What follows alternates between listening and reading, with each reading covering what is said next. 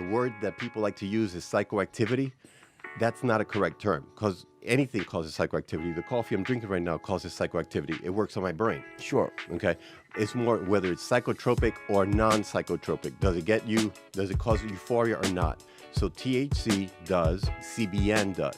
So if you can isolate the way the chemistry is done now using spectrography, you see what level of cannabinoids are in the products that have been extracted and at what level. Sure. So now you're better able to target different cannabinoids for different treatments and therapies.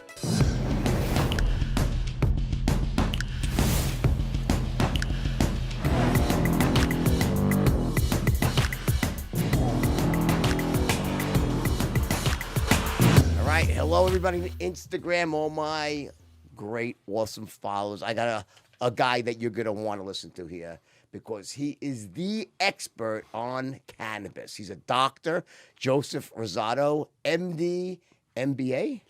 Among others. Any other letters? Tell me what are the other letters. Let's go. What are the other letters? Well, prior to being an EMT?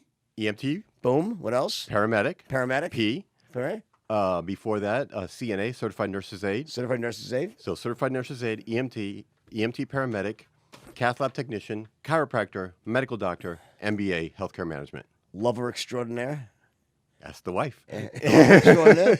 International man of mystery. The wife, beautiful wife, by the way. So you're obviously a good salesman, too. Okay, because I learned from the best. You're punching above your weight there with your wife. You know, how did he convince you? Come on, did he get you smoke first? Right? Right. Anyway, here's the All right, I haven't given you a prescription yet. I know exactly. So here's my issue with marijuana. Okay, Mm-hmm.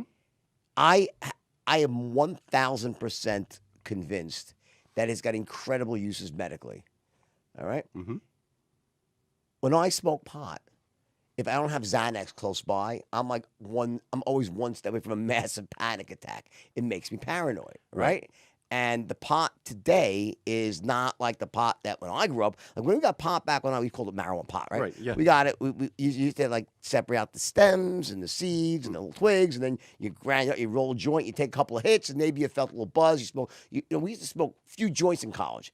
If you take one hit of the stuff today, you're like, I have my taxes due in 4 years. I haven't even made the money yet. I'm very worried about my taxes and shit. I'm like, so what is it about that? How could I smoke pot without getting paranoid? That's an excellent question, and I get that a lot from people that, are more or less our age, and did it in high school, did it in college, and then now it's like, wait a minute, what the fuck's going on? Like I do one or two hits and I'm totally wasted, or I don't feel right, or I feel paranoid. Yeah. And it all depends. The typical traditional terminology is strains. You hear about sativa, indica, hybrid.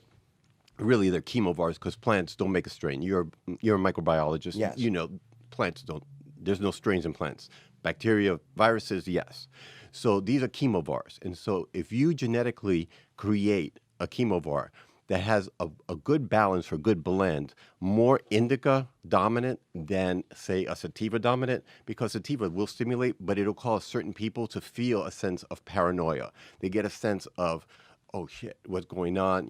Someone's coming after me, and it causes anxiety and does cause panic attacks. Can you please, most people probably won't know what a chemovar is. Explain what chemovar. Sure. A chemovar is the type of chemistry that's found in the actual plant. Okay.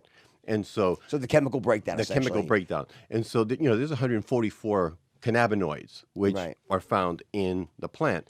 But if I were to draw blood from you or do a lumbar puncture, draw some fluid out of your spine, I'm going to get cannabinoids in your body too. Right, because there's a whole cannabinoid receptor system throughout your body, right? Exactly. And so that's why cannabis works, because there are receptors, just like there's the mu receptors for the morphine. For morphine, exactly, right. Okay, Yeah. Or the serotonin receptors for antidepressants. Or the GABA. for also for Xanax, GABA receptors, right? Exactly. Yeah. So because all these receptors exist, that's why cannabis works. And, the most common receptors that are known are CB1, CB2, cannabinoid 1, cannabinoid 2. But there's a host of other ones that have been discovered and we're finding that work for example, lowering your body weight. So it doesn't cause you to get the munchies and gain weight. And that's a fear of a lot of female patients that come to the office and say, well, I don't want to get fat. I want to be medicated, but I don't want to get fat.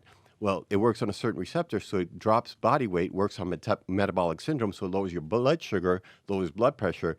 I have patients that no longer take blood pressure medications, no longer take insulin, and are dropping down on their oral diabetic medications. So one of the first things when this whole wave of legalization started with first with medical stuff, I started to read up on everything. And right, you're right, I did as a biochem major, so and I love science, right? So I'm pretty schooled, so we could have hopefully we could have a high level conversation that everyone can understand. That's the goal, right? So we want to keep it simple.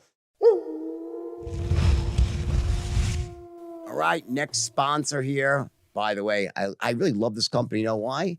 Because they're my new sponsor, and I checked out their product. I always check the product out first. I have to tell you, Boll & Branch sheets. Listen, it soothes me just to even hold them. Let me just hold on. Check this out. Makes you want to fall. It's so soft. It's like sleeping on a cloud. Seriously. Listen, there's two parts to the equation. Number one, they're the best sheets in the world. They just are. They're unbelievable. They're soft. They make you stay cool at nighttime. There's just something about them. They just, I think it might have to do with the energy surrounding the company itself, because what they do is they have taken this ultra integrous approach to business. Not just the fact that every single product sourced here is beyond, it's like organic on steroids. They have attention to who actually is producing it, meaning the conditions of the laborers in the fields in India. They've gone that far, this company, to make sure that every person that touches the sheets that you sleep on is being treated fairly and then some. That, to me, is a company that really deserves to prosper. It's bringing great stuff through, and the product's awesome. And the price is really great too, by the way. I was shocked. I thought it would be much more money, because when I got my first, they gave me one free, they didn't give me 100 of these. And I said, I want to buy more. That's how great they were, okay? I want you to try them for 30 nights. Oh my God, this is ridiculous. Risk-free. So go right now. You're getting $50 off on top of the 30-day guarantee. So you sleep in their product, which means they can't ever use it again, and they give $50 off. Wow. BollandBranch.com, promo code WOLF, $50 off at BollandBranch.com, promo code WOLF. Again, spelled B-O-L-L, BollandBranch.com, code WOLF. I really believe in this company. I love what they're doing, and I've checked around with people. Besides, it's not just me. Everyone loves their stuff. Why not sleep on it? One of my favorites. It's a sponsor that makes the coolest earbuds ever. Raycon. They have the new E26. They have more listening time, everything you can imagine, every feature that you want, every benefit it gives you, right? They sound great. They feel great. They look like space age. If the Jetsons had earbuds, most of you are probably too young for the, all right, I'm old. I did it. Fine. If the Jetsons was a cartoon with like space age shit, well, guess what? They would have these earbuds. They sound so awesome, and they are a fraction of the price of their competitors. They look great. They feel great. And also, by the way, listen, I'm a huge fan of Apple. I use all Apple products, right? Their AirPods actually hurt I still use them sometimes when I have to, but they hurt my ears. These, beautiful, pain-free. They fit perfectly. They work perfectly. You got to check them out. Let me tell you the special here, okay? Here's the deal. You go to buyraycon.com/wolf, 15% off. That's on top of the fact they're already a fraction of the price of their competitors, and I think they sound better, but equally as good for sure. Check it out again. That's buyraycon.com/wolf. Believe me, you'll be glad you did. The first thing that, occurred to me was it's very interesting that receptors serve a reason. They're there for a reason. So what is the reason? Why would we have all of these receptors, these cannabinoid receptors? They must serve some protective reasons, evolutionary. Why are they all there? Well, all vertebrates have an endocannabinoid system. Why? Because it maintains a level of homeostasis. It causes a level of balance. Okay. And creates and stimulates health. Okay. Later, I know you did away with Whiteboard Wednesday. It is Wednesday, and I brought out the whiteboard. I'm replacing it with something a bit more robust, okay? Because I want more people to watch it. I was doing it only for a very small group. I want everyone to watch it. So what was the evolutionary? So if we don't have, you have to take it from the outside. Is there in the equivalent? For instance, inside the body for morphine, the equivalent would be endorphin. Right. So we have natural chemicals, encapsulins, endorphins that that go to that system. So when you get hurt, your body releases endorphins to naturally kill pain, runner's high, the whole thing. What will be the equivalent with marijuana? Well, that's the thing. The runner's high that everybody talks about with the endorphins is a misnomer, because endorphins, according to the latest research, doesn't cross the blood-brain barrier. What does cross the blood-brain barrier are the endocannabinoids, anandamide, which comes from the Sanskrit word ananda, which means bliss. So it maintains a level of bliss in your body. Now, the problem with and the endocannabinoids is that as we get older, we produce less, just like testosterone. Right. At the age of 25, from the age of 25 on, we produce 2% less testosterone every year until the age. So at 50, you're half the man that you were at 25. Right. Same thing happens with the endocannabinoids. But also, whenever there's any type of stress, whether it's good stress or bad stress, it'll cause what's called an action potential. And I can either draw it now or we can wait for later. Well, Tell me. so you want to explain action potential means it sets up a gradient essentially that can Exactly. be then be released and something happens. Right. So for the visual learners, Show an action potential. Is it something that we talk about with usually in the form of a nerve? You know, when you have a nerve firing a muscle. Exactly. The nerve. So with the sodium potassium pump and that whole thing, right? Yeah, you know your shit. I do. God damn. I'm preaching to the choir here. Well, the sodium potassium. That's the gradient. Yeah, is and the calcium too. Yeah. And so, I actually took calcium channel blockers. Right. okay. So I'm a pretty good doctor. Great. But I'm a crappy artist. Oh, okay? you can't be as bad as me. So I failed art Yeah. in grade yeah, school. I get it. Trust me, I'm a kindred spirit in that. So this is a pre and post synaptic neuron, okay? Two nerve cells, okay? So there's the pre and there's a post. Okay, so an action potential comes down the presynaptic neuron and works its way down here. And here's where all the channels are found. Sure. You got your calcium, sodium, potassium, whatever. So any type of a stress will cause it. So let's say somebody takes Blue Chew, all right, and they have an amazing. They You should say that. they blow an amazing wad, blow somebody's, the back of somebody's head off. Right. That's a great orgasm, right? Yeah. But then let's say they don't take Blue Chew and they come prematurely. That's a bad orgasm, Right. right? But they're both stresses, Sure. good and bad stresses. Yeah. So you got the good and bad stress coming down, boom, causes the action potential, crosses, you get a release of everything, comes over here, and that stimulates the production of the endocannabinoids. The two most common ones are AEA, which is anandamide, and the other is 2AG. Okay? Now, what happens is these are then move retroactively or retrograde in the opposite direction, and here are the CB1 and CB2 receptors. So the endocannabinoids go into those receptors and do what they do, maintain a level of homeostasis balance. Now, there are two villains. Enzymes cleaving that, I assume, right? Well, you got two enzymes that come in and degrade Yeah. these two. Yeah, like the acetylcholinesterase, the equivalent of that. In the Exactly. Yeah. So for anandamide, you get Fa. And it's not a long way to run, as Julie Andrews saying. This is fatty acid amide hydrolase, or Fa for short. Yeah. The ACE means enzyme. AEA. For all those you non-medical people, Right. enzyme would then react and cause that to basically split those molecules. They release And out break of the it down, system. Yeah. right. And then what degrades to AG is MAGL. Now, the beauty of cannabis that's taken from the outside in is that there is one phytocannabinoid or a plant-based cannabinoid that blocks Suppresses, yeah. the action of Fa. Okay. Do you know which one that is? Which one? The one that's getting the most buzz right now. CBD? Exactly, a $13 billion industry. CBD blocks the Fa. By blocking the Fa, So it's the equivalent of Prozac, basically. it blocks that, and by blocking that, it allows So for the reuptake inhibitor, anandamide. basically. Every Yeah. This So is why it everyone. works very similar to the way Prozac works in serotonin, right? Right, exactly. It prevents Re- serotonin reuptake, blocks right? the reuptake of serotonin, Right. and so it keeps your serotonin levels elevated. Right. This will keep your anandamide levels and 2AG levels elevated, and by keeping them elevated, it maintains you in a level of bliss or happiness. This is why everywhere I go all over the world, I tell them, everybody, you must be on CBD. Everyone must be on CBD. And the benefit for CBD in someone like yourself, it doesn't cause the level of euphoria. But it works for anxiety, depression, insomnia.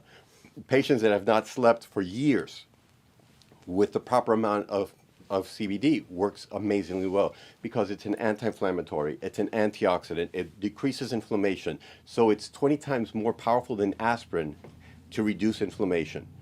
It's twice as potent as hydrocortisone to reduce inflammation. Okay, so steroids. It's twice as strong How as... about the NSAIDs?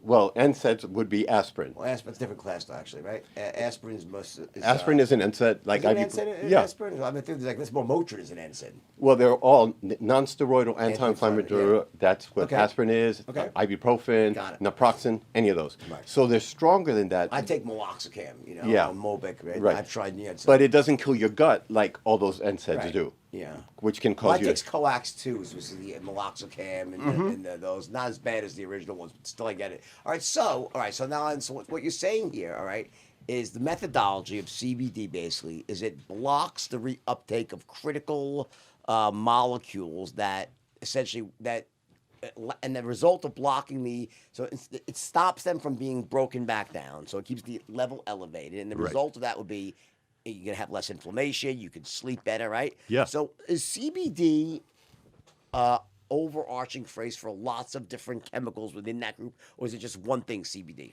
No, CBD is one thing, cannabidiol. Okay. Now you have others that are, found in the plant. As we mentioned earlier, there's 144, but there are a few that are named, which I named in my book. You have CBG, which is 5 times as potent than CBD and its ability to reduce inflammation. Okay? So there are specific. So CBD is the kind of is it like the grandparent of the whole, or no? They're all independent. Really, CBG is. CBG is like, the granddaddy. And then from CBG, then you have You derive CBD, the others. And so you find all the others because as you get the plant and as you heat it, you decarboxylate it. Okay. You reduce the COOH Yeah. group. And by reducing it, you convert the acid form to the active form. So Got it. THCA becomes THC, CBDA becomes CBD, etc. It's like when you freebase cocaine, basically. Exactly. Yeah. Exactly. I have a little experience in that matter. I'm sad to say. Okay. Oh, well, I was a paramedic right around the time where crack started hitting the streets. Right. So Okay. So that's how you turn it into the active form through heating it, exactly. carboxylation. And so every cannabinoid decarboxylates at a different temperature, which is why I recommend using a handheld vaporizer that you can control the temperature setting on it, because depending on what we're treating or managing, we set the temperature on it. And now they're not combusting it and getting, a host of things. If I'm dealing, for example, with someone that has insomnia, then CBN is the main one for insomnia. It causes somnolence. When you interviewed Matt Barnes a few months ago, and he was talking about the different cannabinoids, and you asked him, do others, make you high? And I truly respected when he said, there may be, but I don't know. That showed, someone that's got honor, integrity, because he's like, I don't know. He's a nice guy too. Yeah, he came across that way too. Yeah, he's a really good guy. But CBN does cause a level of euphoria. And the word that people like to use is psychoactivity. That's not a correct term, because anything causes psychoactivity. The coffee I'm drinking right now causes psychoactivity. It works on my brain. Sure. Okay. It's more whether it's psychotropic or non-psychotropic. Does it cause euphoria or not? So THC does, CBN does. CBN is excellent for sleeping. And so if you can isolate the way the chemistry is done now using spectrography and all the stuff that we did in organic and inorganic chemistry, and you do gas chromatographies, you see what level of cannabinoids are in the products that have been extracted and at what levels. Sure. So now you're better able to target different cannabinoids for different treatments and therapies. Okay. So now let's move on to the other side, to the THC side for a second, right? So the methodology of THC is what? Well, How does it work? The majority of the people want to say that THC is bad, CBD is good. Yeah. And like I said in Medellin 2 days ago, because I just came up from. I was there every day too. Yeah, I saw that. I was there for Expo Meta Weed on Sunday, and then I spoke at Canna World on Monday. Are you speaking at this conference on the 14th of December in Vegas? There's another conference coming up. No, I was considering going there, but I've been doing too much traveling, and my patients are getting really pissed off that I'm not in the office. Got it. So no. Okay. And what I told them was, everyone wants to say THC is bad, CBD is good. And I told them, I said, I have 2 words for those people that say that. Bullshit. Okay? They are both equally good because there's a thing called the entourage effect, which Matt alluded to when he was I here. agree with that. That makes perfect sense. The whole plant itself is more effective than any one isolate. Exactly. Yeah. And so the advantage of using the CBD with the THC, for example, goes back to this. Now, when somebody uses the whole plant and it has THC in it, what CBD does is that it acts as a partial antagonist. It partially blocks the CB1 receptor. THC works on the CB1 receptor and CBD works on the CB2 receptor. Okay? So, what happens?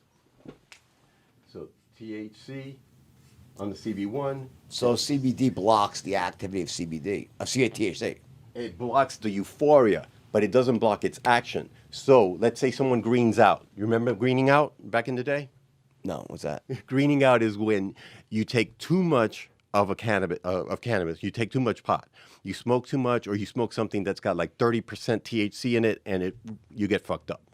And so what you do then is you give the person CBD, because CBD will partially block that CB1 receptor.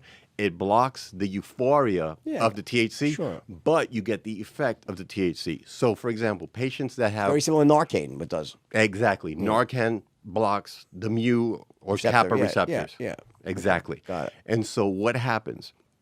By combining the two and using it that way, THC works extremely well for appetite. Someone that's got cancer, right? Okay, and they've got wasting syndrome, or someone has AIDS and has the wasting syndrome, and they can't eat. There's a synthetic medication out there that's promoted for the use of wasting syndrome, nausea, vomiting caused by chemotherapy. Dronabinol, also known as Marinol. Marinol, yeah. Okay, so that the FDA has approved that medication, a synthetic cannabinoid, which we'll talk about. Approve it because there's money in it then. Exactly. Right. It's just like last June, they approved a product that comes directly from the cannabis plant, which is CBD, called Epidiolex. The pharmaceutical company, GW Pharmaceuticals from the United Kingdom, came, negotiated with the FDA, and they've got Epidiolex approved for 2 diagnoses, Dravet syndrome and Lennox-Gastaut, which are intractable seizures in children. These are kids that have anywhere between 200 and 300 seizures a day. Right. Now, you're a dad, you're a granddad. Could you imagine that's fucked up. I mean, to see that, One seizure a month is fucked up. Yeah. So imagine 200 to 300 a day. Yeah. And so now, so they created this medication, but guess what schedule it is? Don't tell me Schedule 1 stops too. No, Schedule 1 is cannabis in its natural state. Schedule 1 means no medical use. It's ridiculous. Exactly. Right. No medical use, high addictive. So heroin, mollies, MDMA, marijuana, pot are Schedule 1s. Right. So, and dronabinol, Marinol is a Schedule 3. The one that was approved by the FDA is a Schedule what? What, Schedule 3 or 4? 5. 5? Yeah. 5 is the equivalent of a cough syrup with codeine. The most innocuous schedule there is. Yeah. But, Weird. so. Why? Okay, so why do you think? Let's go back. So I go back to the days of post reefer madness syndrome, where we were in 4th or 5th grade, and the police officer comes in with a joint into your class, like the evil weed, and if you smoke this, it's like the ultimate gateway drug. First of all, to me, the ultimate gateway drug is nicotine, but that's a separate issue. I mean, alcohol after that. Cigarettes is the first one, right? I smoked cigarettes and drank alcohol way before I smoked a joint. So, but why do you think there's such a negative You know, and it's obviously it's kind of over pretty much now. I mean, I think, but there's still the old guard. It's still there. Still there in the old guard, and I guess maybe in the religious right, the self-righteous religious right. And government. Yeah, but like that. Why do you think that exists? That misconception that's so evil and bad. I've never seen someone smoke 10 joints and knock off a liquor store. Exactly. Well, unless they need Doritos or Cheetos. Yeah, right. Exactly. Maybe a convenience store just to steal a bag of Cheetos. But Yeah. but why do you think it's so negative out there, or was at least certainly in the 80s and 70s, 80s, Well, 90s? propaganda, and I'm glad you brought it up because there's a whole chapter in my book on that history, on how Harry Aslinger, with his racist mentality back in 1937, Right. created this whole thing because Mexicans were legally crossing the border to the United States to avoid the Mexican Revolution. They were using cannabis. They called it marijuana with an H.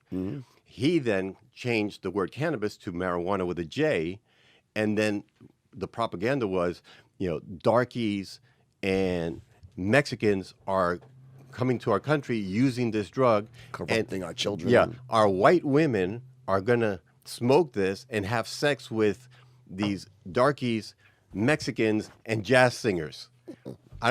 I could think of worse things. That's fucked up. Yeah. And And they're having sex with them is for a different reason. Probably they have giant dicks or something. Yeah, But, like, exactly, I don't know if that's true or not, but I keep hearing that. It's like this big thing these days. But anyway, separate issue. The point is that it was based on that whole so it thing. was promoted by that because it was in the pharmacopoeia. From 1850 to 1950, cannabis was used pharmacologically. It was part of our pharmaceutical industry. And Also, hemp was a massive, textiles, right? Exactly. People paid taxes. People were encouraged to pay taxes using hemp. They used hemp for clothing, for ropes, for cars, whatever, cement. And so all these other industries started getting in, the cotton industry, the plastic industry, and going, wait a minute, the petroleum industry, because hemp can be used for fuel. Sure. So all these things were then now being replaced by all these other entities, and they'll have huge lobbyists. Sure. And they're in the back pocket of both politicians, and so there you have it. Now, fast Both forward. politicians, meaning Democrats and Republicans. Exactly. So It's bipartisan. Right, it's like bipartisan bullshit. Yeah. Because, we'll talk in a little bit about, the MORE, M-O-R-E Act that just passed last week. But fast forward to 1970, Richard Nixon says... War on drugs. War on drugs. Patty, his daughter, was a big pot smoker. And so he's like, oh, same thing. But this time, not only did he talk about the blacks and the Hispanics, he also threw your tribe in the mix. He's talking about the Jews and how we're going to stick it to them in the puss. I got the quote in my book. From Nixon? Yeah, from Nixon. It's documented. It's all published. He's like, we're going to stick it to them in the puss. They just want to make money, blah, blah, blah, blah. Fuck it, we'll schedule one. And so that's where the You Controlled have to Act... love Nixon. He hated everyone equally. Exactly. He was an equal opportunity offender. Right, exactly.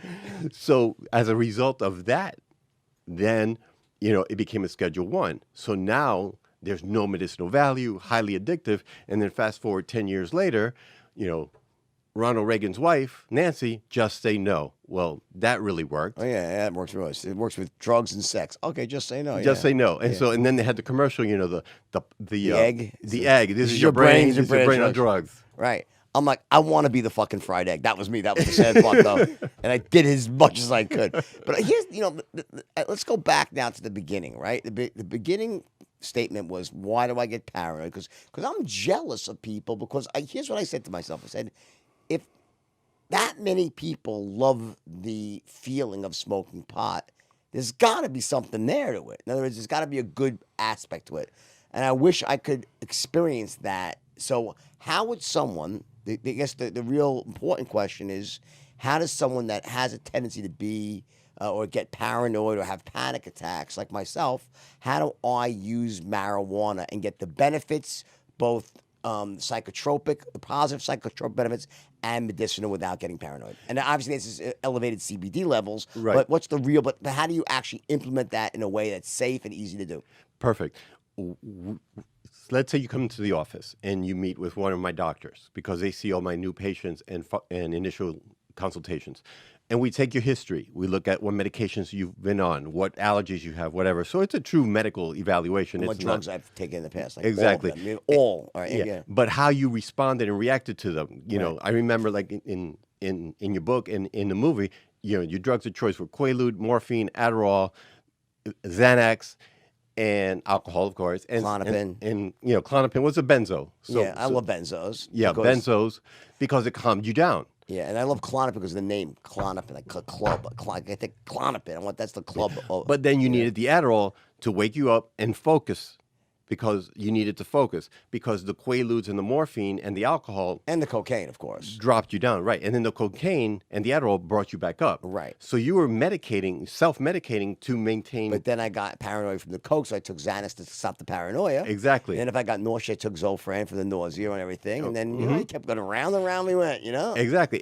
But you were a street chemist and you knew how to medicate yourself so you could function. Like I was like a human petri dish, I felt like. I was like totally an experiment on my own. So the same way that you mixed and matched those different medications to work on the different receptors and balance you out so you could function but still feel the way you wanted to feel, Right. is the same thing we do with cannabis. We mix and match the strains, for lack of a better term, for daytime use, midday use, evening use, okay? Back in the day when I did recreationals, cannabis wasn't my drug of choice. Why? Because it brought me down. I felt, because again, we're talking about late Broad 70s, strains, early 80s. unrefined, right? You didn't know what the hell you're getting. Right. You know, it may have been cut with oregano or whatever. Sure. And so it gave me a headache, and it didn't give it. Didn't have any energy. Didn't do anything. I liked stuff that potentiated my energy. And back then, you know, amphetamines were in diet pills. Right. And no dose. Dexedrine, yeah. And no dose was over the counter. Yeah, yeah. So I would do no dose. I would do that. Yeah. The And ephedrine stuff they had to that. right, You know? and just give me more energy so I could accomplish more. Right. But now we mix and match. So we would, you know, someone like yourself, we would do a hybrid that predominantly has some indica in it that will help you with the anxiety, will help you with the panic. Well, so indica is what? Just more heavy in what? CBD, is it? Or No, So- indica is heavier on CBD, but you can create it to where you have different percentages, anywhere from 13% THC to 24% THC. But indica works more on the body, whereas sativa works more on the mind. Why? Because of where the receptors are, where the So there cannabinoid is- receptors okay, are. so simply all it is, I mean, a plant that's an indica strain plant, the phyto molecules there are going to be hitting a different set of receptors, ones that are primarily in the body. Right. And so it's a body high. And so indica, best way to remember it, indica in the couch. Right. Sativa S stimulates. Right. So it gives you, that couch lock. So sativa would be the one that would tend to make you more paranoid. Yeah.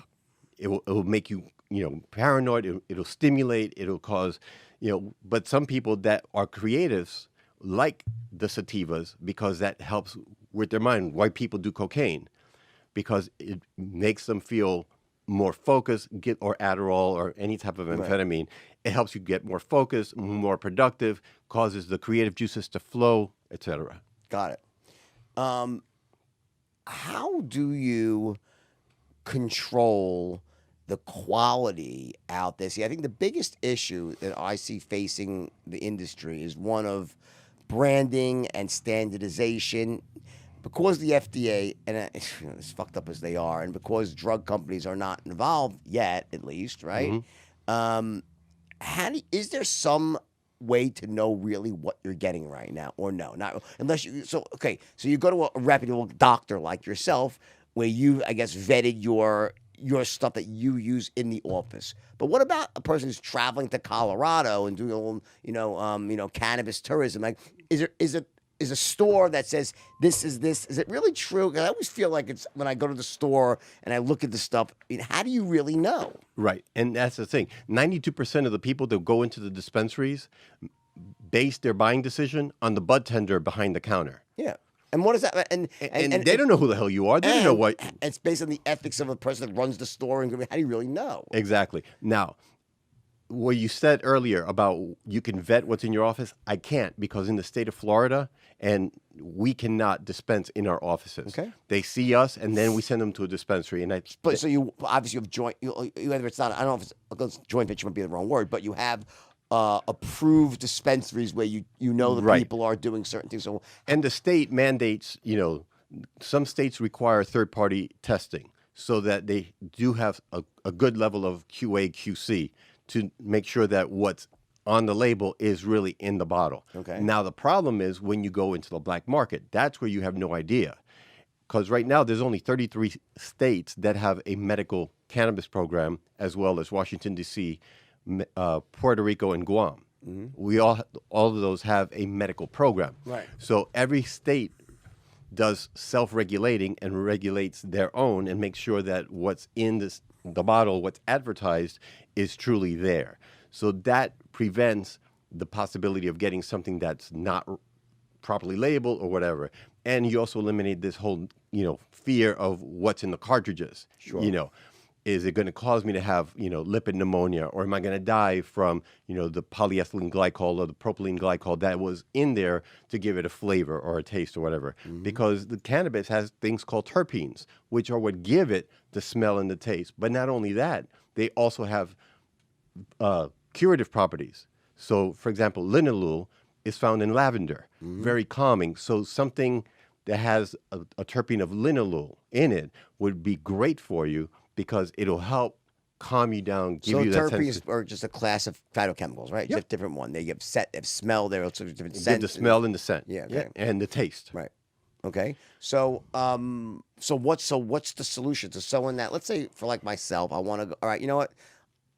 I've actually I've been thinking about doing something in this space, my brand, because I know it works. I know the CBD side's got massive value, and the more I learn about it, I understand its potentiation by having the full plant effect, right?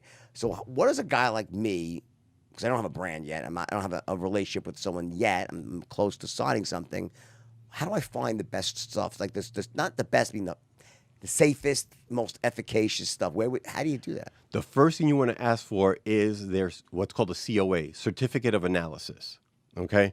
Just like when you're selling somebody a pen, you ask questions, right? Right. So you ask intelligent questions. Okay. So let me see your Certificate of Analysis. Let me see your spectrography, your gas chromatography. Let me see what's in there. Let's go back a step. Would you recommend that before they first saw someone like you, a professional, that actually could tell them what they should be taking? In other words, is that even a better step? Don't just go and, all right, those who want to just get fucked up on, hey, then go to the store. But if someone's looking for the sort of the medicinal side, would the first step, though, to be someone that really, a physician that understands this? Is that step one? Step one, yes. Go to a credible physician that is going to listen to you and ask the right questions and treat you correctly, rather than telling you, you know what, I'm going to give you 200 milligrams or 1,000 milligrams a day.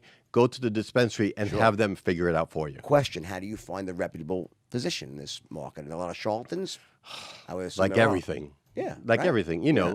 I mean, plastic surgeons, not to throw anybody in the bus, No, I get but it. So how do you find the good ones? Who are they? How do you know? Google search. I'm the medical director of a group called marijuanadoctors.com, where we vet the physicians that are on there. Okay. And so you just go to marijuanadoctors.com, and based out of New York, but they're national. Fair enough. And then, but you go to that website, not only can you find a reputable physician there, but there's a lot of education in there on all of the qualifying conditions, because that's another thing. Every state has a different set of qualifying conditions. Sure. So except for Oklahoma, they did it right. They let doctors be doctors. And so the rule in Oklahoma says any condition that the doctor deems necessary. Mm-hmm. And they didn't put a cap on the number of licenses to grow or produce cannabis. For that reason, after the first 3 months of being in the program, they generated $7 million in sales. After 6 months, they were up to $23 million. After 9 months, they're at $40 million. Interesting. Why? Because they opened it up. Mm-hmm. And the more it's more competitive, and so there's none of this price gouging or screwing the patient, who really is the one that needs the medication. Got it. So step one, go to the doctor. Right. And the doctor will do a full medical history. You tell them what your goals are, what you want to accomplish, what medications you're taking. Are there any contraindications to marijuana? Is there anything that would say you can't take marijuana? Not that you can't take it, but you have to be cautious with what you take. For example, just like with it's medicine. Cannabis is medicine. Sure. That's my mantra. And so you have to be mindful of drug-drug interactions. Why? Because certain drugs will cause a reaction to it. Sure. So to go back to the example I gave earlier, Blue Chew, it's a vasodilator. It opens up the blood vessels, allows blood to get Yeah. down to, get to your dick, and Right. boom, Right. you're ready to go. Right. Cannabis is also a vasodilator. They did a study in 2017 where they took people and gave them 600 milligrams of CBD that had high blood pressure, and their blood pressures all dropped because it opened up the blood vessels. By opening up the blood vessels, it dropped their blood pressure. Now, if you combine your Blue Chew with 600 milligrams of CBD, now you have two medications that do the same thing. Yeah. Boom, you can possibly pass out because your blood pressure is going to go way low and you're going to be hypotensive. Is there a correct combination of a Blue Chew and CBD? Would it be something done correctly in the right dose? In the right dose would be even more effective, or no? Exactly, it'll potentiate because, like for example, some patients I have them take L-arginine. Why? Because L-arginine is the precursor to nitric oxide. Can you give me my phone, please? Because I want to show you something on my phone. So the guy, I can't believe you're saying this, because the person who approached me with this idea of going into the branded marijuana business for CBD, he was focusing on this exact thing, Blue Chew, and mixing it with he said it potentiates CBD. Yes. So it's true. It's true, very true. Yeah, because it's a vasodilator, it's an antioxidant, and an anti-inflammatory. And so that combination, like I give people that are on testosterone, or take Viagra or Cialis, and I say, take L-arginine, because L-arginine is the precursor to nitric oxide, which is the most potent vasodilator in the body. The guy that discovered that got the Nobel Prize for medicine. So it can work together. Also, in Puerto Rico, for example, they created a product called Hyalalex, which is a combination of CBD with turmeric and melatonin for patients with Alzheimer's, because Alzheimer's in the U.S. is the sixth leading cause of death. In Puerto Rico, it's the fourth leading cause of death.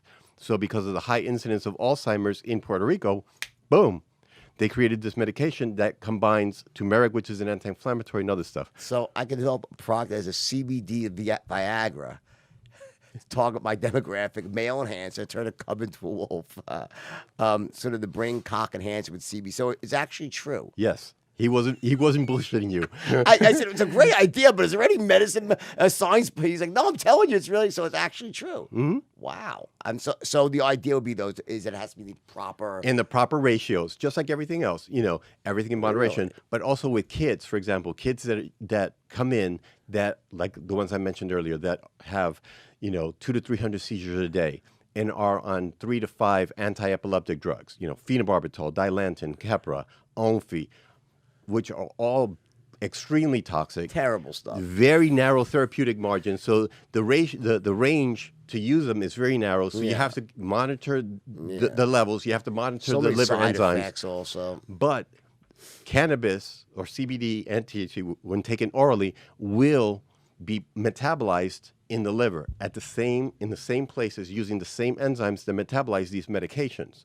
So you can have drug-drug interactions in that case. So what I tell the parents is give them the cannabis either an hour to an hour and a half before their regular medication or an hour to an hour and a half after. That way they don't compete at the same time in the liver. Mm-hmm. Now, another strategy that I give to the parents is shotgunning. Have the parent do an inhalation, hold it in their mouth. Don't inhale it. Do a Bill Clinton. Leave it in your mouth. Don't let it get to your lungs. Right. And then blow it into the child's face, because most kids, unless they were you, don't know how to inhale.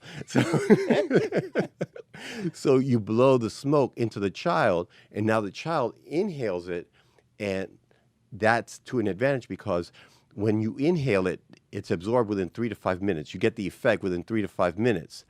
It peaks at 30 minutes, but only lasts 2 to 4 hours. Mm-hmm. Whereas when you do the oil, it takes an hour and a half to 2 hours for it to metabolize. Whether you do a capsule, an edible, sublingual oil, oral oil, whatever, it takes an hour and a half to 2 hours for it to be metabolized. But then you have a thing in the liver called first-pass metabolism that only 25 to 30% of what you ingest makes its way into the bloodstream.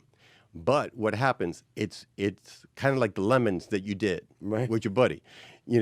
This is delayed. It's a delayed reaction, but when you take something orally, that delta 9 THC converts to 11 hydroxy THC, which is 4 times as strong as THC.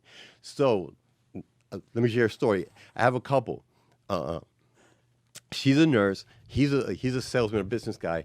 She came in because she was on chronic pain, wanted to get off the opiates. Right. Everybody talks about cannabis being a gateway drug. It's really an exit drug because I use it to get people off of the Xanax, off of all the benzos, get off antidepressants, get off the opiates. In fact, I published a book earlier this year, an article, January this year, on how I weaned a female patient that was taking 42 to 58 pills a day down to 3 pills a day within 3 months.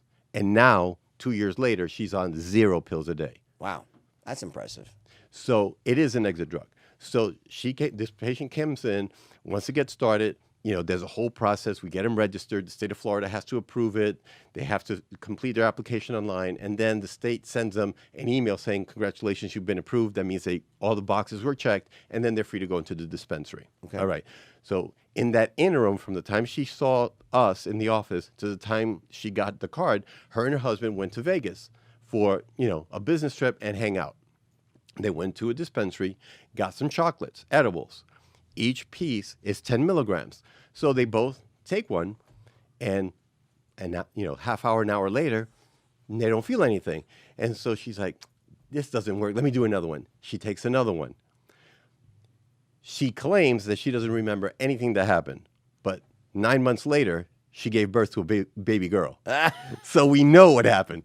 I have a very similar story. So with my ex, it was a New Year's Eve a bunch of years ago, and someone gave us one of those cookies, and we kind of split it in half, and then in half again, quarters. We each took a quarter, nothing happened. I'm like, oh shit, this is not working. So we took another quarter, right? And then all of a sudden, I'm feeling weird. Then she goes out to get some. She comes back, she gets stuck in the doorway. She can't turn left. She's like, I can't turn left. I'm stuck in the doorway, and she finally makes it in, and I'm feeling terrible. I'm hating myself. All right. Now the reason we took them this morning, our kids were skiing. We were up in a place called Mammoth Mountain. Right. We had 3 kids, and it was like 9:30 a.m. They just gone out to the slopes. Perfect time. I'll have 6-7 hours to experience this. Right. So all the kids are gone. Right. So now I'm in that state of panic, but at least it's just the 2 of us. All of a sudden, I'm like. She's like, yes, I can't answer the door. She says, who is it? It's my son. It's Carter. I don't want to ski today. I'm like, oh, no. He's like, open the door. I'm like, I can't. I open the door. He goes, can you make me an omelet? I'm like, no. I'm like, so I'm trying to struggle to make my son an omelet. One by one, all the kids came back that day. So I'm literally panic-stricken. Yeah. I think it took me 3 days to recover from that till I felt normal again. But the reason for that, though, is it's the ratio of what? Of THC to the CBD was off? Is that what it is? Right. Ratio of THC to CBD. You greened out because greening out, you get paranoia, you get the palpitations, you feel like your heart is beating out of your chest. You get, sweaty, your mouth gets dry, you get paranoid. Some people hallucinate, which, cannabis is not a hallucinogenic. It's not LSD. It's not acid. It's not like you're dropping acid, So, but all of those effects, blow you out of the water because it's too much. Could you knock that out with a big dose of CBD? You can knock it out with a big dose of CBD, or you could suck on a lemon, because lemon has limonene, which is a terpene, and limonene, the terpene, can block the action of greening out. Or 3 grains of pepper, which has caryophyllene, which is another terpene that also blocks the effect or the action of the THC. So is the methodology the competitive inhibition when you take CBD? The CBD basically competes with the THC for the receptor site. Is it heavy? Does it knock it out? It's a partial antagonist, so it does knock it out, but not fully. It's not like Narcan where bam, it blocks. What's heavier? What's more attractive to the receptor? Is it CBD or THC? Well, to the CB1 receptor, THC is more attractive. Yeah, but CBD will come in kind of like compete with it. Compete with it partially. Got it. Yeah. So it'll kind of. So I guess the idea would be it's probably more effective to beforehand to make sure the ratio is right than after the fact. Yeah. So okay, for those, because I think it's a really common problem, by the way. Mm-hmm. So for those of us who do get paranoid, the solution is, if you do find yourself in a situation where you are not feeling right, take CBD, B, suck on a lemon, or 3 grains of pepper. Oh, yeah, exactly. And that'll block. And Well, for me, I do all of them at once. exactly. Times 3. Yeah, So I suck on 3 lemons, take 18 grains of pepper, right, and then take a massive dose of CBD. And then OCD much? And then if I balance out, let me take more THC. Try to find the sweet exactly. Find the sweet spot. It's always Exactly. about a sweet spot, right? And it's all about the sweet spot. Called a perfect state of toxic poise, So where we start people is typically on like a 1-to-1 CBD to THC ratio. Okay. Because you get evenly balanced 50-50, and then we have a room to play. We can either go high or low. Now, if you're an experienced user, there's no need for me to start you on that. Now it's a matter of, okay, how experienced are you? What are you used to using? And then going ahead and recommending that and finding out, what are your goals? What's your intention? Why do you want to use it? How about marijuana for like enhancing sex, like making it just a better sex? We just talked about it. Does he try to do this stuff? What do you think? I mean, your wife is here. You guys like? I mean, because no, I mean, when I do. She's giggling in the corner here. She's very pretty, your wife. Okay. She wasn't ready for you. I know, but listen. Here's the thing: when I smoke marijuana for sex, I get weird fucking thoughts and shit when having sex. I'm like dark thoughts about like my most perverted shit comes out. Why? Is that like common or what? It's common. Now, here's the thing, and not that I'm a perv, not as bad as Lisa, but I mean, I do get these dark thoughts and stuff. Here's the weird thing: in women, cannabis increases their libido because it drops their inhibitions, like alcohol. In men, typically it lowers. So Bill Cosby effect, we call that? Yeah. Okay. All right. But in men, typically it lowers their libido because it causes hypogonadism. It drops your testosterone levels. Got it. The science has shown that. Now, in certain individuals, it does, in the proper dosing, causes that vasodilation, will cause you to get a hard-on because it will open up the blood vessels and will potentiate and stimulate. Just like earlier this year in April, I was interviewed by Rolling Stone magazine on the use of cannabis prior to sporting activities for sports, which Matt Barnes explained it beautifully. Right. Because it's true. It helps you focus, it relaxes you, it calms you down, and it lowers your blood pressure, so you're able to, maintain a level of calmness, and it vasodilates, so it allows more oxygen to get to your tissues, so you get faster recovery. How much, when you talk about hypogonadism, that means, suppressing the function of your testicles, basically, for a man, right? Uh-huh. So, which means lower levels of free testosterone, lower sex drive, less muscle mass. How profound is this? Is it minor? Is it common? Or is it a real worry for people? It's not a real worry. It's found in the literature because you have CB1 receptors in the testicles, just like you have CB1 receptors in the ovaries. While I was in Medellin, the gentleman that wrote the foreword to my book, he's the one that named anandamide in 1992. Raphael Meshulam in Israel discovered it, and then Lumir Hanoush named it. And he was at the event. He spoke right before I did. Oh, okay. In fact, he was the keynote speaker, and then I was, follow up that act. But I got up there, and he was talking about he's creating a formulation for women that suffer with endometriosis. 10% of the women all over the world suffer with endometriosis. That means the uteral lining growing outside the uterus. Exactly. Yeah, okay. You have tissue from inside the uterus, outside the uterus, and it covers everything. Extremely painful, really severe menstrual cramps. And the treatment to get rid of that is to get them pregnant. But it's virtually impossible to get them pregnant because the sperm doesn't make its way up into the canal where it needs to get the woman pregnant. Yeah. And so they're creating formulations. Whoopi Goldberg created a tampon with cannabis, THC, for PMS, menstrual cramping, menstrual pains. I just don't think about that. It kind of was weird. A tampon with cannabis in it. Yeah. Okay. They also have ovules and suppositories that you can use indirectly. Don't get freaky. Stick one up my ass, yeah. But it has not that I've ever done that. I'm just saying, the movie was fiction. Keep going. But the candle. The candle. The candle up your ass. Never happened. That was the most embarrassing moments of my life was at the premiere of the movie.